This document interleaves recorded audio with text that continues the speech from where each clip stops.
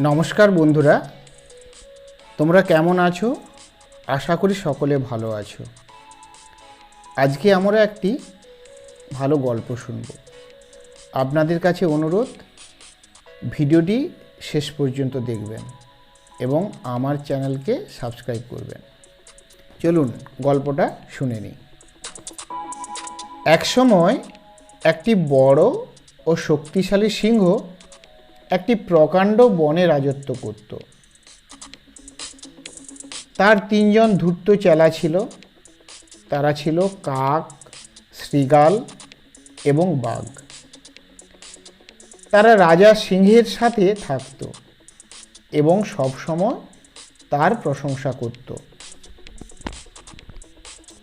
আপনি আমাদের মহারাজ, আপনি হলেন পশুদের রাজা। কা কা কা।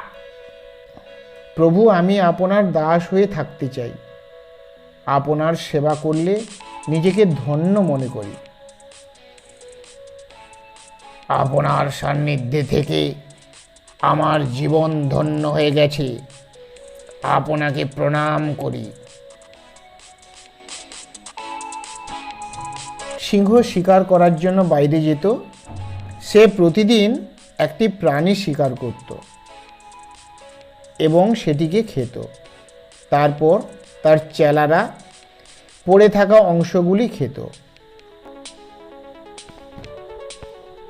একদিন সিংহের অনুচরেরা একটি উটকে দেখেছিল। এর আগে তারা কখনো উট দেখেনি। অনুচরেরা উটের সঙ্গে বন্ধুত্ব করেছিল। উট ভাই, তুমি কি একা একা থাকো? তোমার তো কোনো বন্ধু নেই। এসো না, আমাদের সঙ্গে বন্ধুত্ব করো। আমি, কাক ও বাঘ তিনজন খুব ভালো বন্ধু। আমরা দীর্ঘদিন একসঙ্গেই থাকি। সিংহ আমাদের প্রভু। আমরা মিলেমিশে একসঙ্গে সিংহের গুহায় থাকি। সিংহ মহারাজ শিকার করে আনেন। আমরা তিনজনে তার উচ্ছিষ্ট খেয়েই বেঁচে আছি। আমাদের কোনো পরিশ্রম করতে হয় না। আমরা শুধু মহারাজের সেবা করি। আমরা খুব আনন্দে থাকি। তুমি মহারাজের গুহায় চলো। তুমিও আমাদের সঙ্গে খুব আনন্দে থাকবে। কোনো বিপদ আসবে না। তারা উটকে সিংহের গুহাতে আমন্ত্রণ জানালো। বোকা ও সরল সাদাসিধে উট তাদের আমন্ত্রণে সিংহের গুহাতে গেল। উটের কুঁজোটি বাস্তবিক সিংহকে আকর্ষণ করেছিল। তাই সিংহ বলেছিল, স্বাগত বন্ধু, তুমি এই গুহাতে আমাদের সঙ্গে থাকতে পারো। উট বলেছিল, আপনার মহত্বে আপনাকে ধন্যবাদ। আমি চিরদিন আপনার বিশ্বস্ত অনুচর হয়ে থাকব। সিংহ, বাঘ, শৃগাল, কাক এবং উট এইভাবে সুখে সিংহের গুহায় বসবাস করেছিল। একদিন সিংহ অসুস্থ হয়ে পড়ল। সে বাইরে বেশি দূর শিকার করতে যেতে পারত না। বাঘ, শৃগাল এবং কাক খাদ্য খোঁজার ব্যাপারে খুব অলস ছিল। তাই তারা সবাই অনাহারে থেকেছিল। তারা দিনে দিনে দুর্বল এবং রোগা হয়ে উঠেছিল। কেবলমাত্র উট মোটা হয়ে উঠেছিল। সে ঘাস খেত, গাছের পাতা খেত এবং ফল খেত। গ্রীষ্মের গরম উত্তাপ তাকে দুর্বল করতে পারেনি।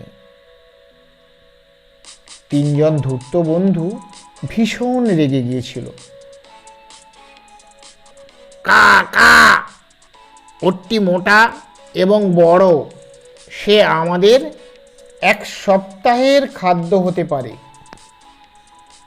শিয়াল রাজি হয়েছিল এবং বলল, কাকবন্ধু, তুমি ঠিক বলেছ।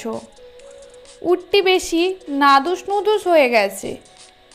আমরা তো অনাহারে দুর্বলই হয়ে গেছি। বাঘটিও তাই করেছিল, অর্থাৎ রাজি হয়েছিল এবং বলল, ও কথা বলো না বন্ধুরা, যদি আমাদের মহারাজ জানতে পারেন তাহলে আমাদের আর আস্ত রাখবেন না। তবে আমরা 3জনে যদি সিংহ মহারাজকে রাজি করাতে পারি, এসো কাকবন্ধু, আমরা একটি আলোচনা করি।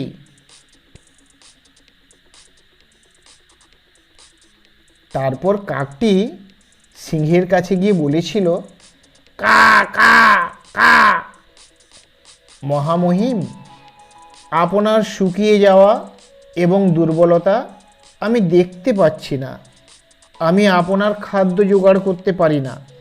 দয়া করে আমাকে খান। সিংহটি বলেছিল, ও না প্রিয় কাক, বহুদিন ধরে তুমি আমার সেবা করে এসেছো, আমি তোমাকে খেতে পারবো না। এরপর শিয়ালটি বলেছিল, মহামহিম, অনুগ্রহ করে আমাকে খান। না না। কিন্তু সিংহটি প্রত্যাখ্যান করেছিল, অর্থাৎ তাকে খেতে অস্বীকার করেছিল। তারপর বাঘটি বলেছিল, আমার জীবন আপনার, অনুগ্রহ করে আমাকে খান। না, তা হয় না। তোমরা 3জন আমার খুব প্রিয়, তোমরা আমার বিশ্বস্ত সেবক, আমি তোমাদের খেতে পারবো না। সিংহটি আবার প্রত্যাখ্যান করেছিল। কিন্তু বোকা উট কাক, শিয়াল ও বাঘের চালাকি বুঝতে পারল না। সহজ সরল মনে সে ভাবল তারও একই প্রস্তাব করা উচিত। তাই সে বলেছিল, মহামহিম, অনুগ্রহ করে আপনাকে আমার জীবন দেওয়ার অনুমতি দিন। তৎক্ষণাৎ সিংহ বাঘ উটের ওপর ঝাঁপিয়ে পড়েছিল। তারপর 4টি প্রাণী একটি মহাভোজ করেছিল।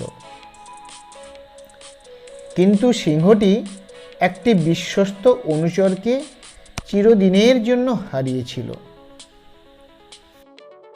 প্রিয় দর্শক, শিক্ষামূলক ও বিনোদনমূলক ভিডিও পেতে আমার চ্যানেল শোভা বাংলাকে অনুগ্রহ করে সাবস্ক্রাইব করুন, লাইক, কমেন্ট ও শেয়ার করুন। ভিডিওটি দেখার জন্য অনেক ধন্যবাদ। নমস্কার।